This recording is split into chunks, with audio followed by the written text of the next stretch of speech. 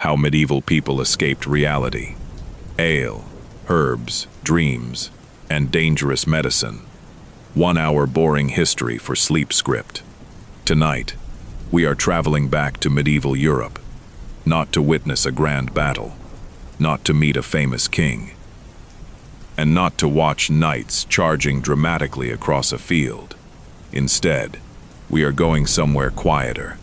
We are stepping into dim kitchens, smoky taverns, monastery gardens, crowded marketplaces, and the shadowy rooms of medieval healers.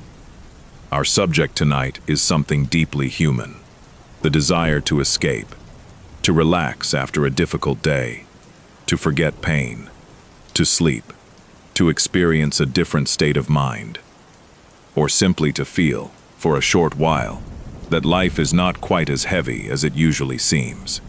People living in the Middle Ages did not use the modern phrase, getting high. They did not understand the chemistry of alcohol, narcotics, sedatives, or hallucinogenic plants in the way scientists understand them today. But they certainly understood that particular drinks, herbs, fumes, medicines, physical practices, and religious rituals could change the way a person felt. Some substances made people cheerful and talkative. Some made them sleepy. Some reduced pain. Some created confusion, visions, or frightening dreams. And some were so poisonous that the difference between medicine and death could be dangerously small. Tonight's journey will not be a list of ancient recipes. Many medieval ingredients were extremely toxic, and none should be experimented with. Instead, this is a gentle historical exploration of what altered states meant to people who lived centuries before modern medicine. So settle into a comfortable position. Allow your shoulders to relax. Let the room around you become quiet, and imagine that somewhere beyond your window, the electric lights have disappeared. The roads have become narrow tracks. The sound of engines has faded. The air smells of damp earth, wood smoke, animals, grain, and rain. A church bell sounds in the distance, and our slow journey into the medieval night begins. A world without modern escape. Begin by imagining an ordinary medieval worker. Not a knight, not a noblewoman dressed in silk, not a monk sitting peacefully beside an illuminated manuscript. Imagine a farm laborer. His life begins before sunrise. He rises from a bed stuffed with straw, dried plants, wool, or whatever soft material his household can afford. The room is cold. The fire has weakened during the night. There may be smoke trapped beneath the roof. Other family members sleep nearby. Animals might be sheltered in another section of the same building. Breakfast is simple. Perhaps bread, perhaps porridge, perhaps yesterday's leftovers. Then the work begins. Depending on the season, there may be fields to plow, seeds to plant, weeds to pull, animals to tend, grain to harvest, fences to repair, wood to cut, or tools to sharpen. The work is physical and repetitive. The body aches. Hands become rough. Feet become sore. A small injury can remain painful for weeks. A toothache may continue until the tooth breaks, falls out, or is pulled. A damaged joint may never heal properly. There are no weekends in the modern sense. There are religious feast days and periods when certain forms of work slow down, but survival continues to demand attention. Food must be produced. Animals must be fed. Water must be carried.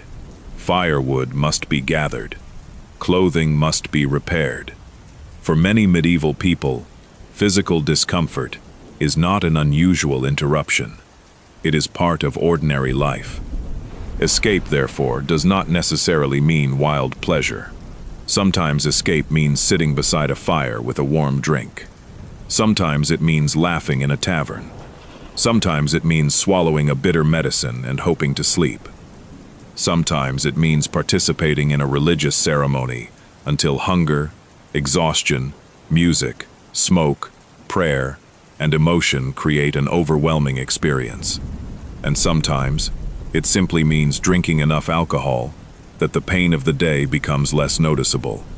The medieval world is not one single place. It stretches across centuries. It includes different climates, languages, religions, governments, and traditions. The habits of a farmer in England might differ from those of a merchant in Venice, a physician in Baghdad, a nun in Germany, or a traveler in Constantinople. Even neighboring villages may have different plants, drinks, customs, and local beliefs, so we should be careful with broad statements. There was no universal medieval drug culture. There was no single medieval method of becoming intoxicated. Instead, there was a complicated mixture of pleasure, necessity, medicine, religion, superstition, and risk. The most familiar substance was alcohol. Beer, ale, wine, mead, and cider appeared in different regions and social settings. But alcohol was only one part of the story. Medical texts also described opium, mandrake, henbane, hemlock, and other powerful substances. Healers prepared plants in wines, syrups, oils, pastes, powders, and drinks. Monasteries cultivated medicinal gardens. Physicians inherited ideas from Greek, Roman, Persian, Arabic, Jewish, and local medical traditions. Ordinary families passed remedies from one generation to another. Some treatments may have provided real relief. Others probably did little. Some caused accidental poisoning. And because medieval people could not measure active chemicals precisely, a medicine that seemed helpful on one occasion could become dangerous on another. Yet before we enter the healer's room, we should begin with the most common altered state of all: the gentle warmth of fermented grain, morning ale, and the myth of medieval water. You may have heard that medieval people drank alcohol constantly because water was always unsafe. It is a memorable idea. It is also far too simple. Medieval people certainly drank water. They collected it from wells, springs, streams, rivers, fountains, rain containers, and managed urban supplies. They understood that some water looked, smelled, or tasted better than other water. They might prefer a clear spring to a muddy ditch, just as a modern traveler would. Authorities sometimes attempted to prevent tradespeople from polluting water sources. Castles required reliable wells, especially during a siege. Towns invested in channels, conduits, pipes, and fountains. People may not have known about bacteria, but they were capable of observing that foul water could be unpleasant or harmful. Alcohol was not a universal replacement for water. However, fermented drinks were important. They provided flavor, calories, social pleasure, and sometimes useful ingredients for medicines. Brewing also involved heating water, although this does not mean every medieval ale was perfectly safe, or that people understood why boiling could help. A ale was often made from malted grain. Barley was common, but other grains could also be used. The brewer soaked the grain, encouraged it to begin germinating, dried it, crushed it, and mixed it with hot water. This produced a sweet liquid known as wort. Yeast transformed some of the sugars into alcohol. The finished drink varied enormously. Some batches were weak and intended for ordinary consumption. Others were stronger. Some were fresh. Some were sour. Some were cloudy. Some contained herbs and spices. Some were probably excellent. Others were probably disappointing. Before hopped beer became widespread in certain regions, brewers might flavor their drinks with mixtures of herbs, sometimes described as gruit. These mixtures could include plants such as yarrow, ground ivy, sweet gale, or other local ingredients. The exact recipes varied. Some herbs added bitterness. Some helped preserve the drink. Some were associated with medicinal qualities, and some may have influenced how the drink affected the body. It is tempting to imagine medieval ale as a mysterious potion that caused strange visions. Usually, however, the main intoxicating ingredient was still alcohol. The greatest difference may have been unpredictability. Modern commercial drinks are manufactured with controlled ingredients and labeled strength. A medieval household brewer did not have laboratory equipment. She judged the grain, water, temperature, fermentation, and taste through experience. And yes, many brewers were women. Brewing was often part of household food production. Bread and ale shared ingredients, labor, fuel, and knowledge. A skilled brewer could produce something valuable, not only for her family, but also for sale. In English communities, women who sold ale were sometimes called alewives. They could become important figures in the local economy.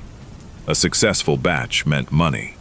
A spoiled batch meant wasted grain, wasted fuel, and disappointed customers. Imagine entering such a kitchen. A large vessel sits near the fire. Steam rises into the smoky room. The air carries the warm smell of wet grain. Wooden containers line the wall. A woman stirs the mixture while watching its color and texture. She does not need a digital thermometer. She has repeated the process many times. She has learned through sight, touch, smell, and memory. Children may carry water. Another person may prepare bread. Someone feeds more wood into the fire. Yeast from earlier brewing or baking may be preserved and reused. Nothing about this scene feels like a secret drug laboratory. It is food production. It is domestic work. It is business. And yet the final product changes mood and behavior. A person drinking weak ale with a meal may experience little more than comfort and nourishment.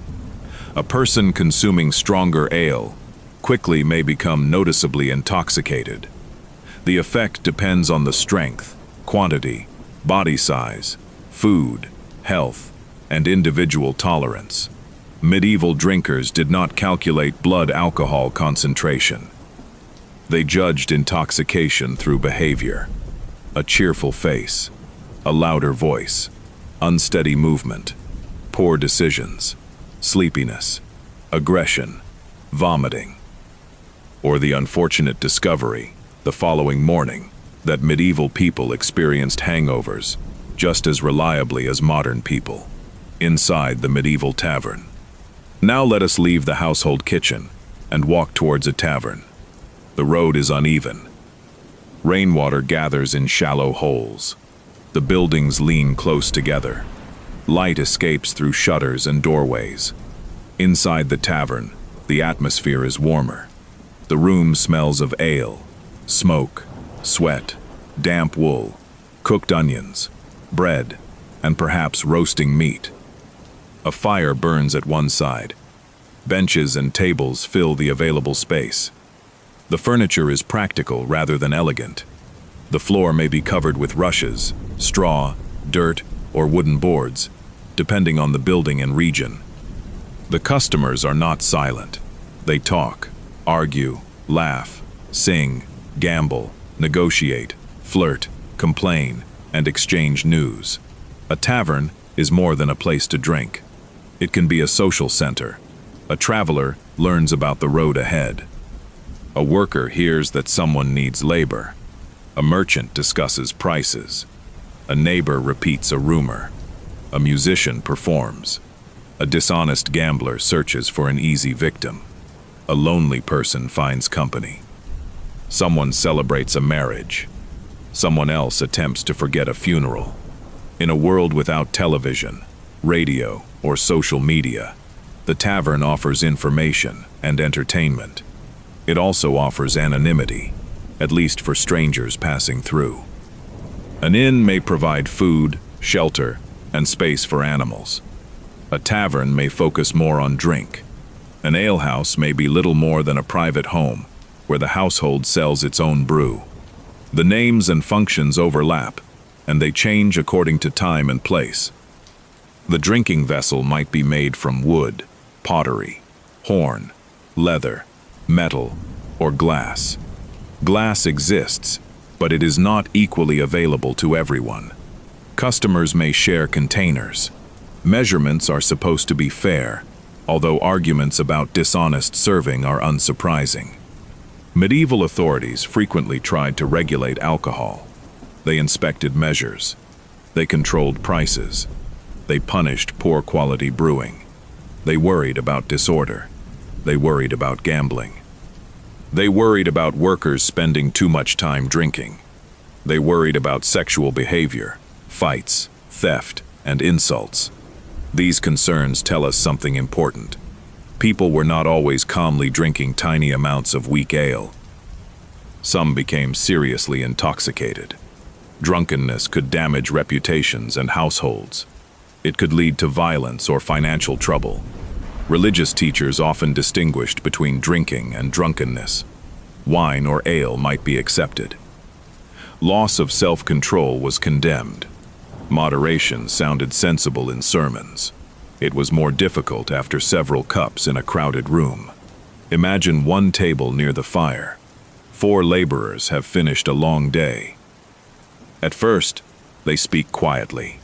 The first drink warms them. The second encourages conversation. The third makes old stories funnier than they were last week. One man begins imitating a local official. Another laughs so hard that he spills his drink. A third becomes emotional and speaks about his dead brother. The fourth insists that he is completely sober, although he has begun leaning heavily against the table. Their laughter attracts attention. Across the room, 2 merchants are negotiating.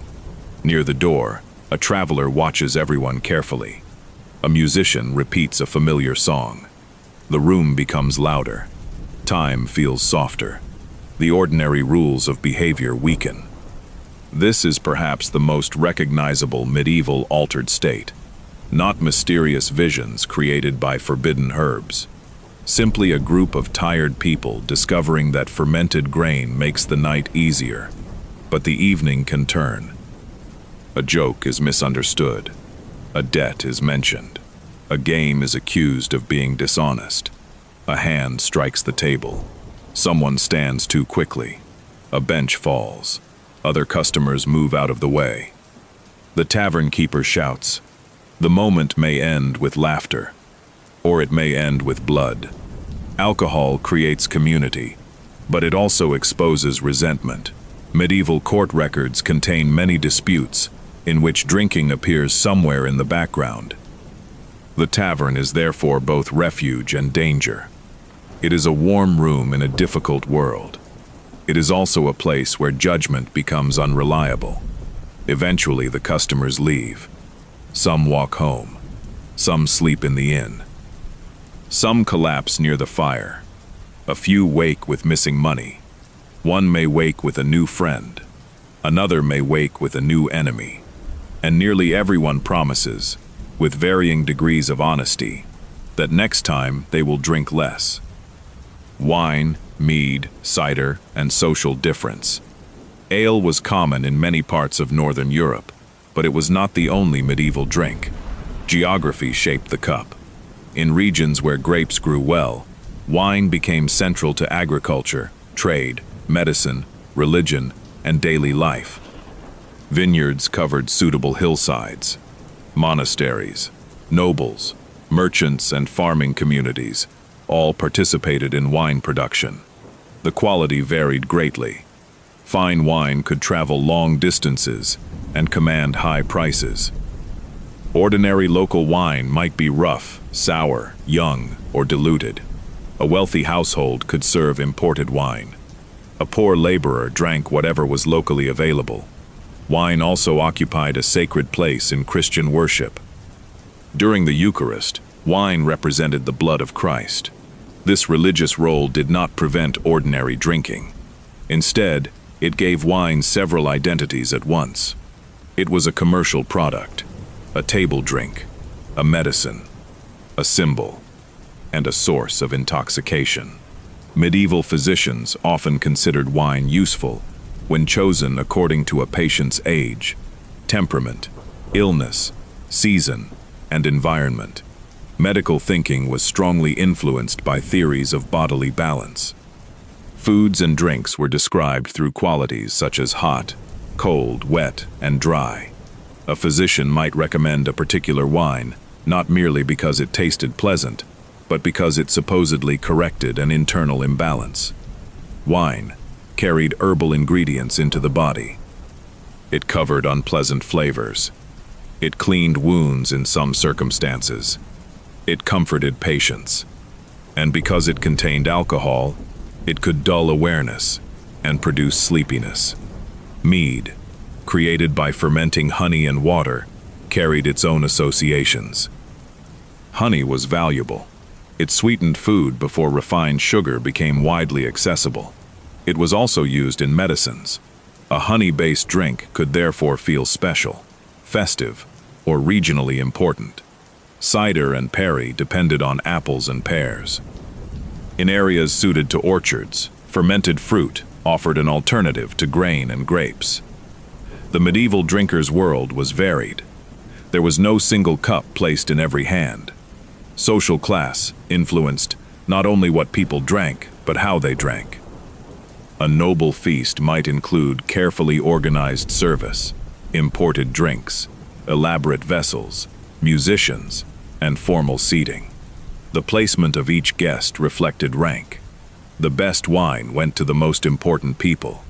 A servant watched the cup. A taster might be present where poisoning was feared. Drinking could become a performance of power. A lord demonstrated generosity by providing abundance. Guests demonstrated loyalty through participation. Refusing a drink might carry meaning. Accepting too many drinks might also carry meaning. At the lower end of society, shared drinking could strengthen relationships among neighbors and workers. A cup helped confirm an agreement. A communal gathering created obligation. People drank during celebrations, harvests, religious festivals, business arrangements, and moments of hospitality. A visitor offered no drink might wonder whether the household disliked him. Alcohol therefore altered more than the mind. It shaped social connections. To drink together was to recognize one another. But access was unequal. A peasant experiencing hunger might consume ale partly because it contained energy. A wealthy person might drink expensive wine after an enormous meal. Both become intoxicated. Yet the meaning of their intoxication is different. For the laborer, the drink may soften exhaustion. For the noble, it may display luxury. For the merchant, it may assist negotiation. For the priest, wine may move between sacred ritual and ordinary hospitality. For the physician, it may become a medical tool. And for the patient, it may be the only available method of making pain feel slightly more distant. The garden behind the monastery wall. We now leave the tavern. The noise fades behind us. The road becomes quieter. Ahead stands a monastery surrounded by walls. Inside, the rhythm of life follows prayer, work, reading, meals, bells, and sleep. Not every monastery is peaceful. Monastic communities contain ambition, disagreement, fatigue, humor, friendship, and human weakness. But compared with the marketplace, the enclosed garden feels calm. Paths divide rectangular beds. Useful plants grow in organized groups. Some are culinary, some are aromatic, some are medicinal. Others are valued for symbolic or religious reasons. A monk, nun, gardener, or infirmarian may understand plants through years of experience. Knowledge comes from local practice, copied manuscripts, respected authorities, and observation. Medieval medicine was not simply random superstition. It was an organized intellectual tradition, although many of its theories were incorrect by modern standards. Scholars studied texts associated with Hippocrates, Galen, Dioscorides, and other ancient writers. Knowledge passed through Greek, Latin, Syriac, Arabic, Persian, Hebrew, and additional scholarly traditions. Translation centers allowed ideas to move between cultures. Muslim physicians and pharmacologists preserved, criticized, expanded, and organized medical knowledge. European scholars later encountered many works through Latin translations. A monastery library might contain herbals, describing the appearance and uses of plants. Illustrations could help, although copied images sometimes became less accurate with each generation. A plant drawn by someone who had seen it might be copied by a person who had not. The next copyist copied the copy. After several centuries, the picture might look more symbolic than botanical. The garden itself remained essential. Here, knowledge had leaves, smells, seasons, and roots. Sage, fennel, mint, rue, pennyroyal, valerian, poppy, wormwood, yarrow, rosemary, and many others. Not all grew in every region. Not all were used in the same way. Some remain familiar kitchen herbs. Others are now recognized as dangerous. The medieval healer did not divide the world neatly into food, medicine, and recreational substance. A single plant might belong to all three categories. An herb could flavor ale, settle the stomach, perfume a room, treat a wound, repel insects, or participate in a religious custom. The effect depended on preparation and belief. Consider the poppy. Its beauty is gentle. Its medical history is not. Some poppy varieties produce substances capable of reducing pain and causing sleep. Opium was known in the ancient world and continued to appear in medieval medical traditions. It could be mixed into complicated preparations. Its potential value was obvious. A person suffering severe pain might finally rest. But the risks were equally serious. Too much could suppress breathing and cause death. There was no standardized pharmaceutical tablet, no precise purity, no reliable dose printed on a package. A healer might follow a written recipe, but plants vary, preparations vary, patients vary. A spoon is not a laboratory instrument. This uncertainty surrounded many medieval medicines. Success strengthened a healer's reputation. Failure might be blamed on the remedy, the healer, the patient's constitution, the stars, divine judgment, improper timing, or an incorrect diagnosis. The garden provided hope, but behind the useful herbs stood a darker group of plants. Plants capable of producing deep sleep, delirium, visions, madness, and death. Mandrake, henbane, and the dangerous nightshades. Picture a plant with a thick, divided root. To an imaginative observer, the root resembles a tiny human body. Two sections appear like legs. Smaller branches appear like arms. This is mandrake. Few plants collected as many stories. Medieval manuscripts sometimes illustrated the root as a little man or woman. Legends warned that pulling it from the ground was dangerous.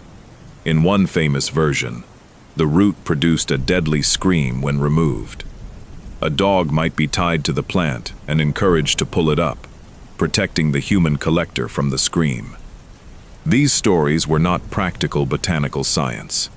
They reflected the plant's strange shape, rarity, reputation, and genuine toxicity. Mandrake contains powerful chemicals that can affect the nervous system.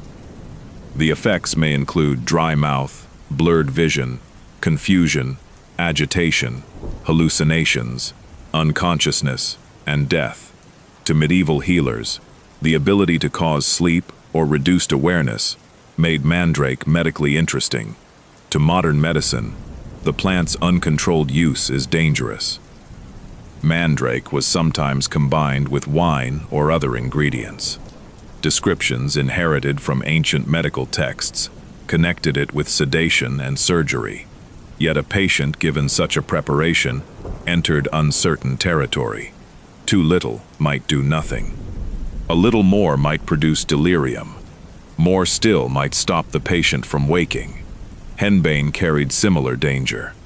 Its leaves and seeds were used in historical medicines, but the plant can produce severe poisoning.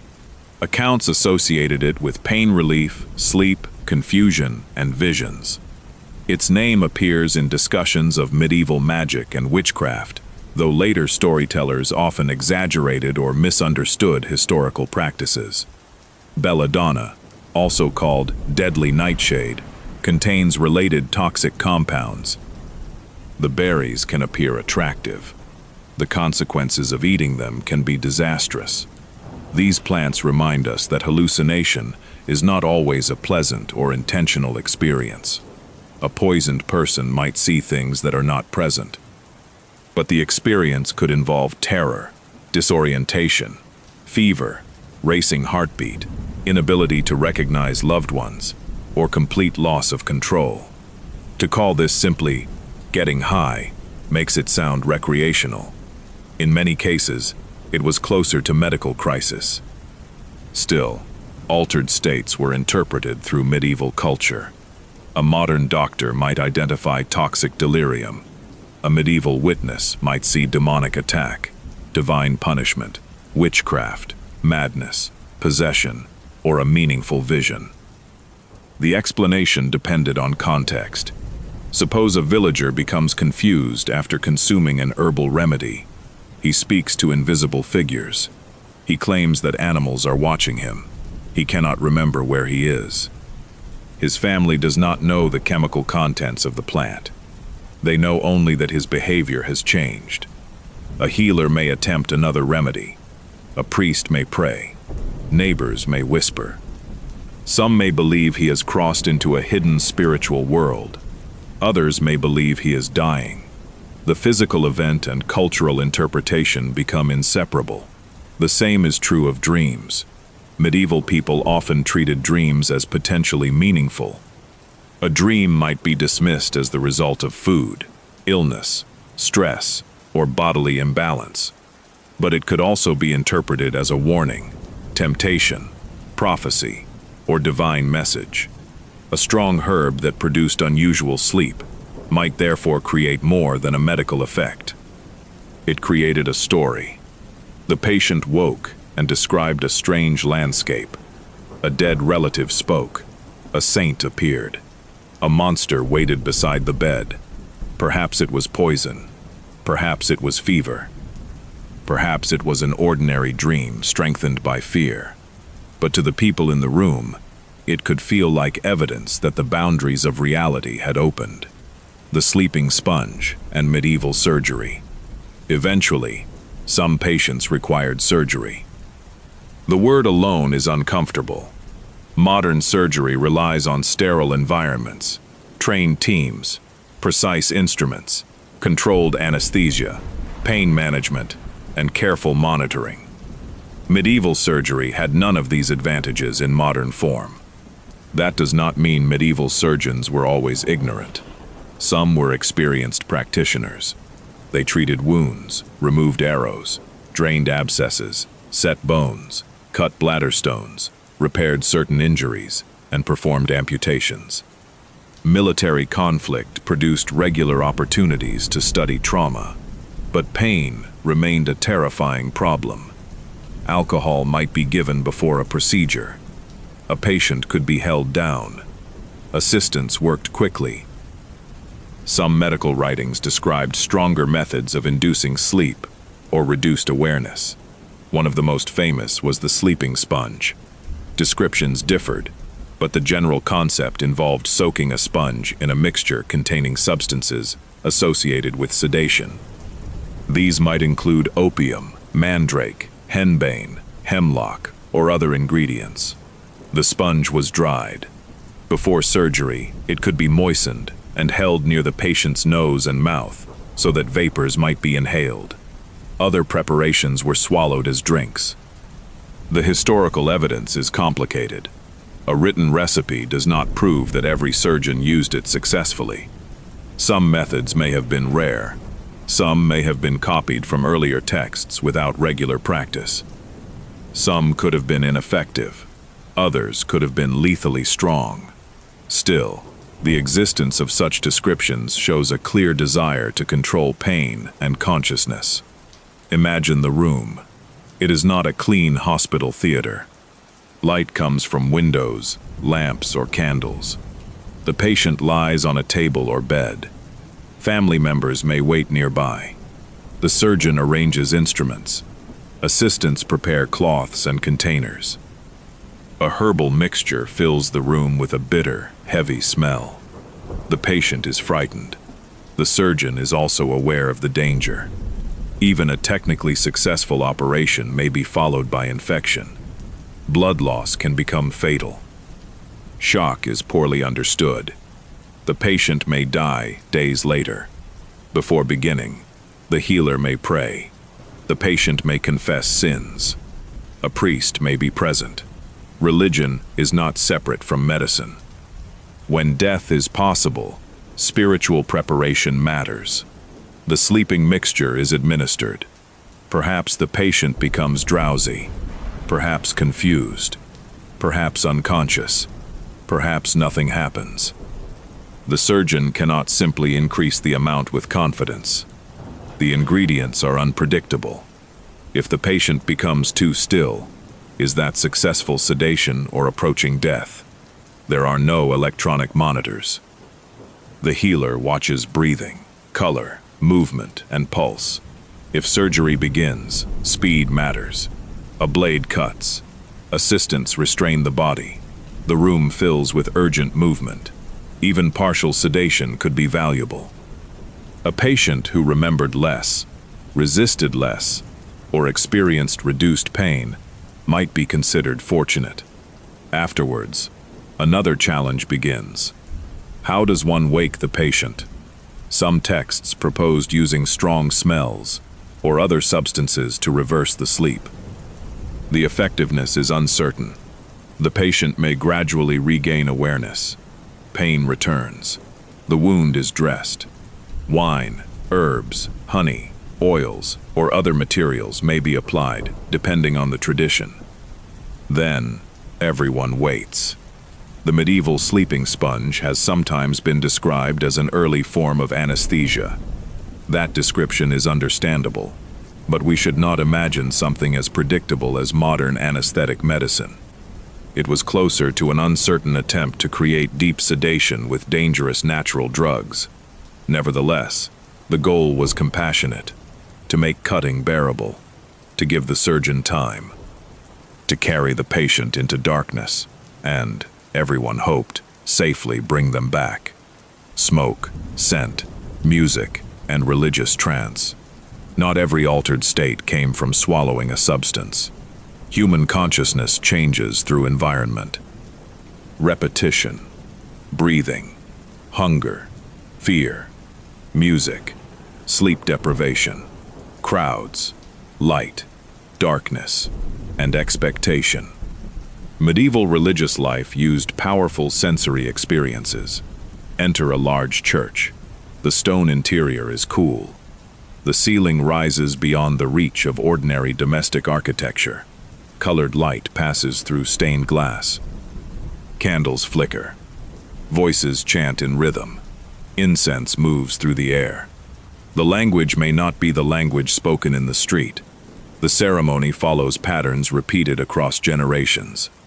For a tired visitor, the experience can be overwhelming. Incense itself contains aromatic plant resins.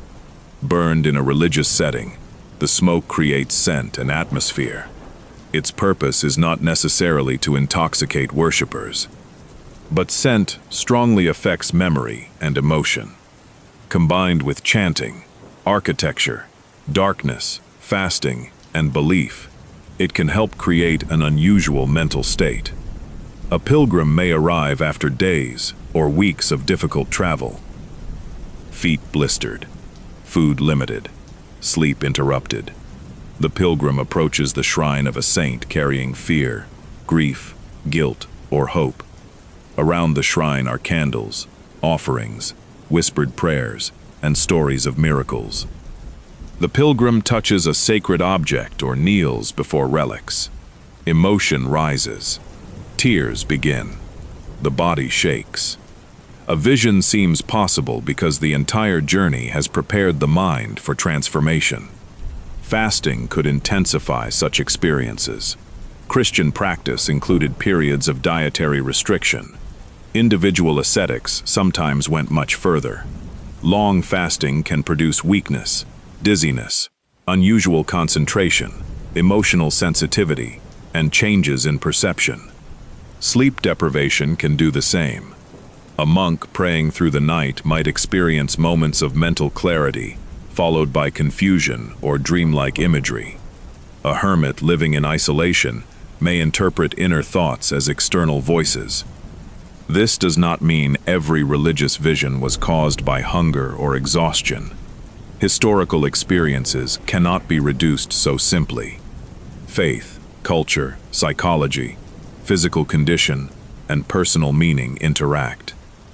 The important point is that medieval people knew many ways to move beyond ordinary awareness, without treating the experience as entertainment. A vision might confirm a vocation. A saint might appear in a dream. A suffering person might feel temporarily separated from the body. A group singing together might experience powerful unity. Modern people sometimes seek similar changes through meditation, music, fasting, intense exercise, or crowded ceremonies. The human nervous system has not fundamentally changed. The interpretation has. Consider a young nun waking before dawn. The bell sounds. She leaves her bed and joins the community in prayer.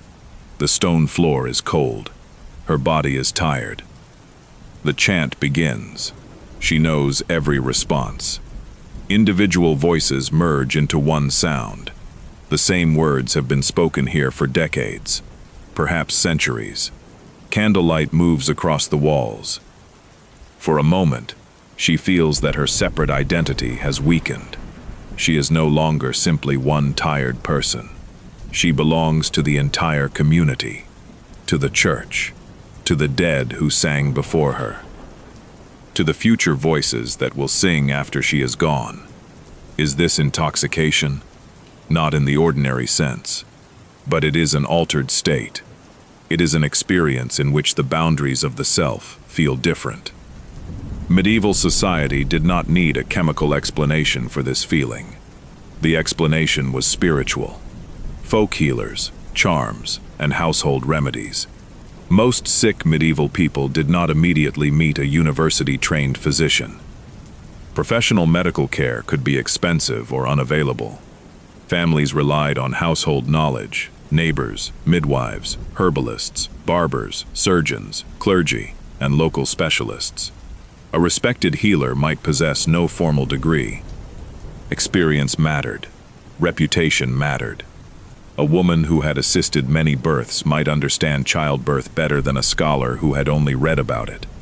A shepherd might recognize injuries in animals and adapt that knowledge to human wounds. A monastery infirmarian might preserve written remedies. An elderly neighbor might remember which plant had helped a fever 30 years earlier. These practices mixed observation with tradition.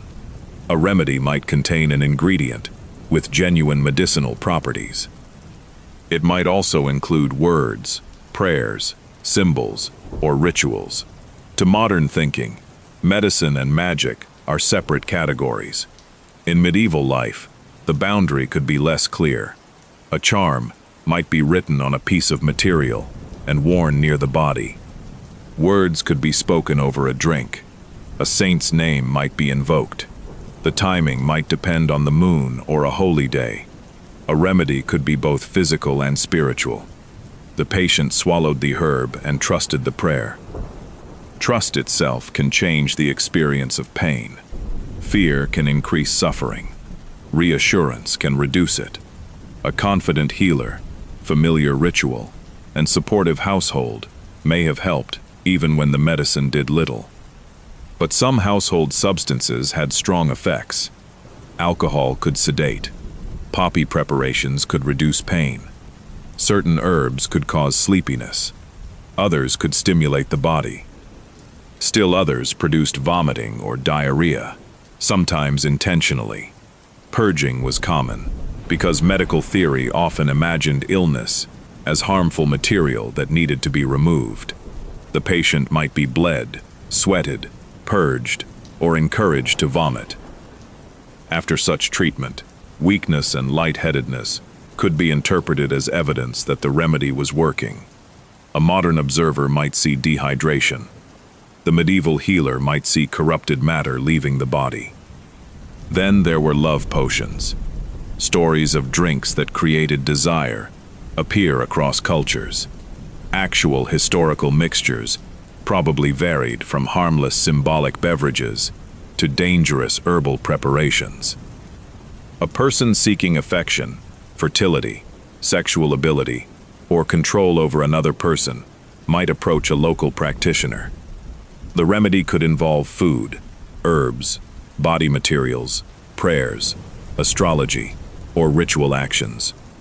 Whether it chemically altered desire is doubtful in many cases. But belief could change behavior. A person convinced that a potion had worked might interpret every emotion differently. The danger became more serious when toxic plants were involved. Confusion might be mistaken for passion. Drowsiness might be interpreted as enchantment. Poisoning might be understood as supernatural punishment. Medieval justice sometimes treated harmful magic as a real threat. Accusations could destroy reputations or lives.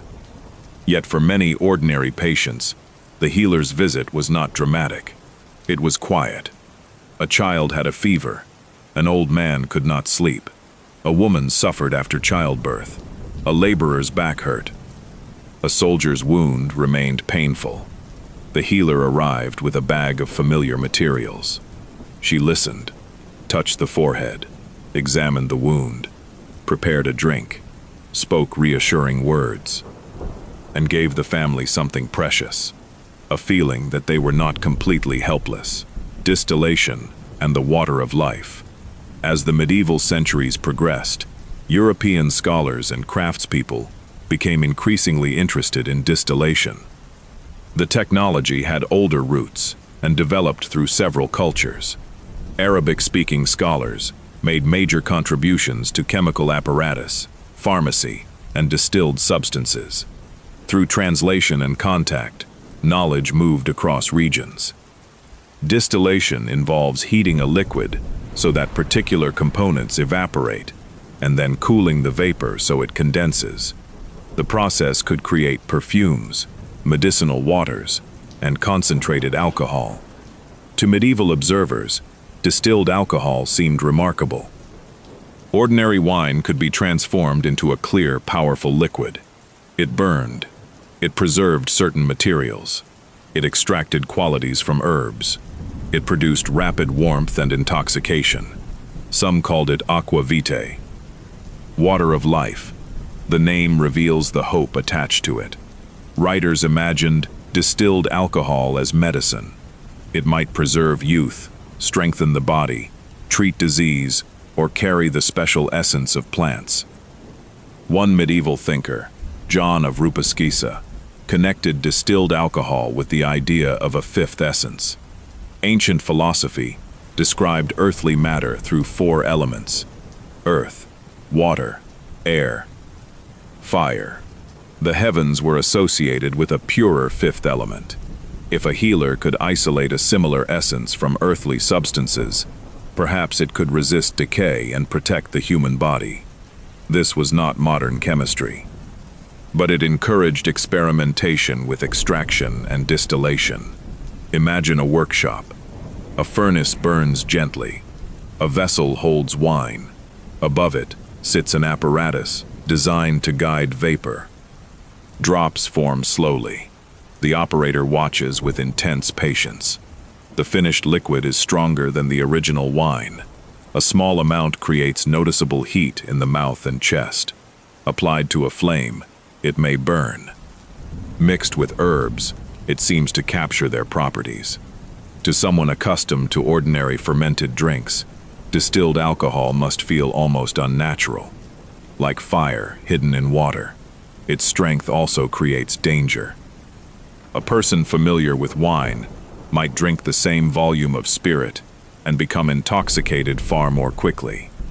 Early distilled alcohol was often treated primarily as medicine, rather than an everyday drink. But the border between medicine and pleasure is easily crossed. A substance said to warm the body and improve health can become attractive even when no illness is present. Apothecaries prepared herbal waters. Courts experimented with elaborate drinks. Knowledge of distillation spread. Equipment improved. Over time, spirits became more common. The medieval search for healing helped create substances that later societies would consume for celebration, trade, addiction, and escape. The water of life did not grant immortality. It did, however, change the history of intoxication. Alcohol was no longer limited to the natural strength produced by ordinary fermentation. It could be concentrated, and concentrated escape arrived with concentrated consequences. Rules, sin, and the fear of losing control. Medieval society did not view intoxication in one simple way. Drinking could be ordinary. Hospitality required generosity. Feasts required abundance. Wine had sacred meaning. Ale supported households and trade. Medicine relied on alcoholic preparations. At the same time, drunkenness was criticized. Why? Because intoxication weakens control, and medieval society placed great value on order.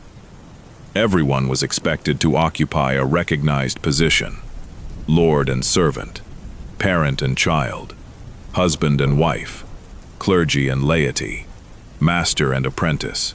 Alcohol could blur these boundaries. A servant mocked a master. A young person insulted an elder. A respectable citizen behaved foolishly in public. A priest became drunk. A spouse wasted household money. A worker failed to appear. A fight began. Speech escaped before judgment could stop it. Religious writers warned that drunkenness opened the door to other sins: anger, lust, gluttony, pride, violence, neglect. The problem was not simply the liquid. It was what happened when reason surrendered. Yet the people delivering these warnings lived in a society filled with alcohol. Monasteries brewed. Clergy received wine. Feast days involved drinking. Noble households displayed wealth through drink. The moral message was therefore moderation, although practice varied. Some religious communities followed stricter rules. Some individuals avoided alcohol. Others failed spectacularly. Legal authorities also tried to control drinking spaces. Taverns could be required to close at certain hours. Prices and measures could be inspected. Games might be restricted. Known troublemakers might be punished. Women who sold ale could face penalties for poor quality or dishonest measures. Public drunkenness could become a matter for courts. These regulations were not always effective. A rule written by an official does not automatically change behavior, but the existence of the rule reveals recurring problems. Imagine a town after a festival. The religious procession has ended. Food stalls are emptying. Musicians continue playing. People who rarely enjoy abundance have eaten and drunk more than usual. The respectable order of the morning has weakened. A man sleeps beside a wall. Two women attempt to guide a laughing relative home. Young workers sing loudly. Someone has lost a shoe. A minor official tries to restore calm, but is not entirely sober himself. Tomorrow, the town will return to work. The street will be cleaned. The arguments will be remembered. Apologies may be offered. Fines may be paid. But tonight, ordinary control has loosened. For a few hours, social pressure feels less powerful. This may be one reason intoxication remained attractive despite endless warnings. It created temporary permission to laugh too loudly, to speak honestly, to dance badly, to cry openly.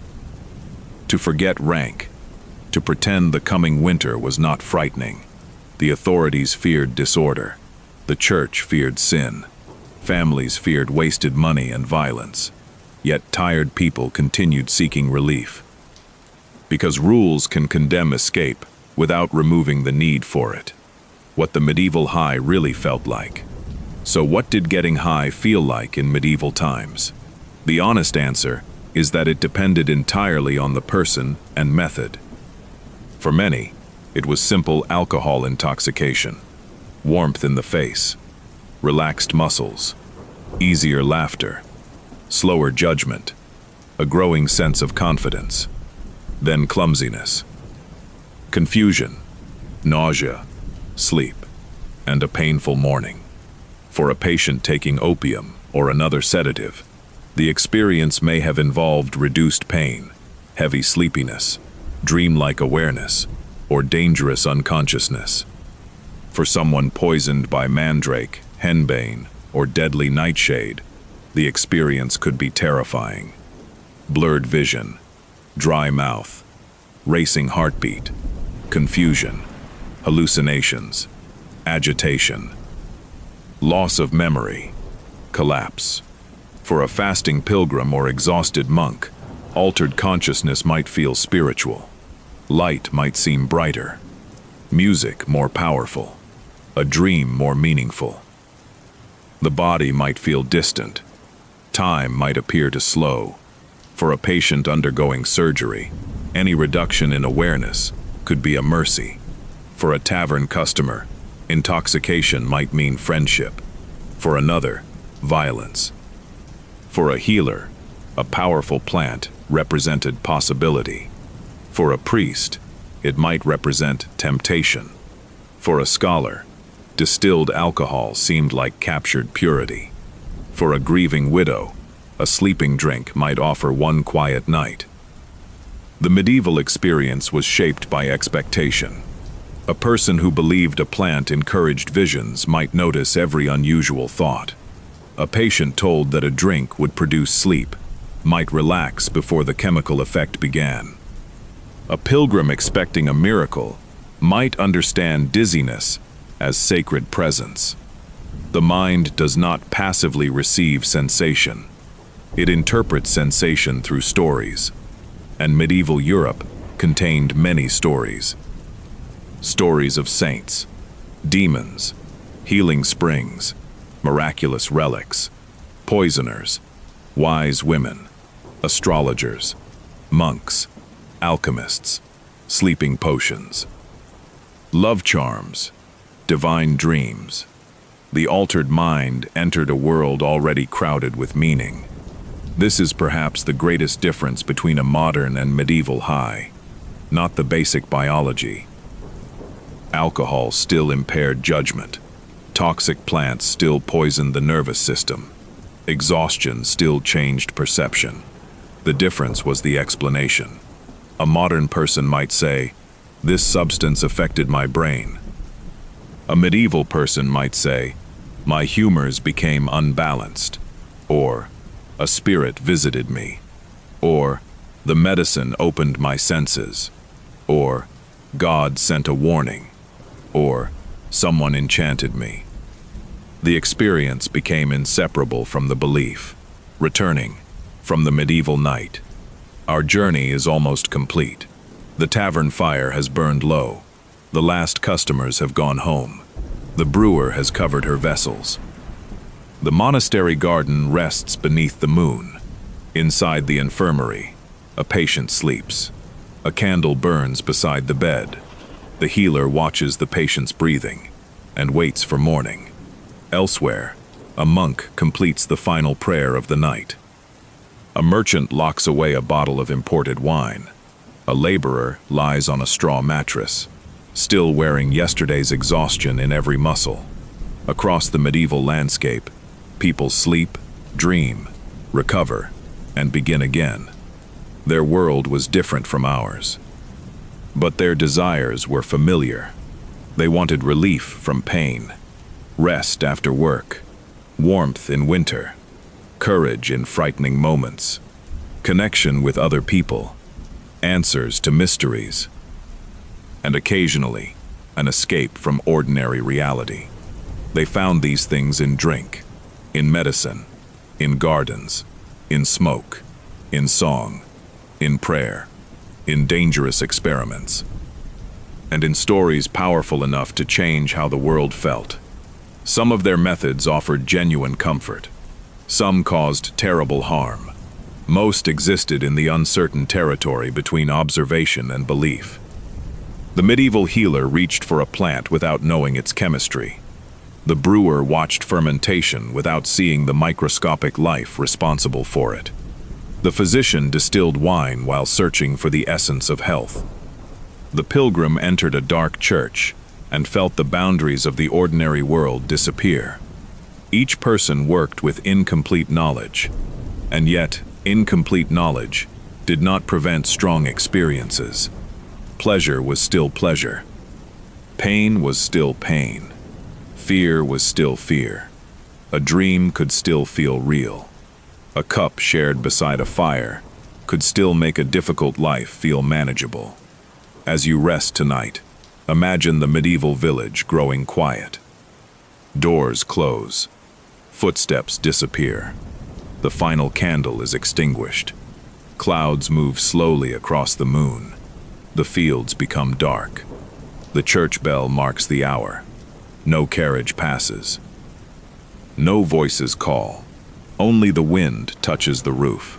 Perhaps somewhere in the village, a person has fallen asleep after a cup of ale. Perhaps another dreams beneath the influence of a healer's bitter medicine. Perhaps a monk sees a saint in the uncertain space between waking and sleep. And perhaps most people simply rest because they are exhausted. The medieval night holds all of them. The joyful, the sick, the intoxicated, the faithful, the frightened, and the ordinary. Now allow the details of their world to fade. The smoky tavern disappears. The monastery walls become distant. The dangerous herbs return to the dark soil. The voices become softer. The fire becomes a small red glow. And our journey through medieval altered states comes gently to an end. You do not need to remember every name. You do not need to hold on to every story. Let the information drift away. Let the centuries close behind you. Let your breathing become slow and comfortable. The road is quiet now. The village is sleeping. And you may sleep as well. Good night. The linked video is a multi-story sleep history compilation whose opening section concerns medieval intoxication. The new script above focuses entirely on that core theme and uses a different structure and wording. Medieval fermented drinks varied by region, and brewers used herbs before hops became dominant in some European brewing traditions. Household brewing was widespread, while monasteries also developed organized brewing operations. Medieval people did drink water and made distinctions between desirable and undesirable sources, so the claim that they universally replaced water with alcohol is misleading. Mandrake contains toxic tropane compounds, and historical medical traditions connected it with sedation. Medieval sleeping preparations could combine mandrake, opium, henbane, and other dangerous substances. Later medieval writers explored distilled alcohol as a medicinal substance and connected it with the concept of a life-preserving fifth essence.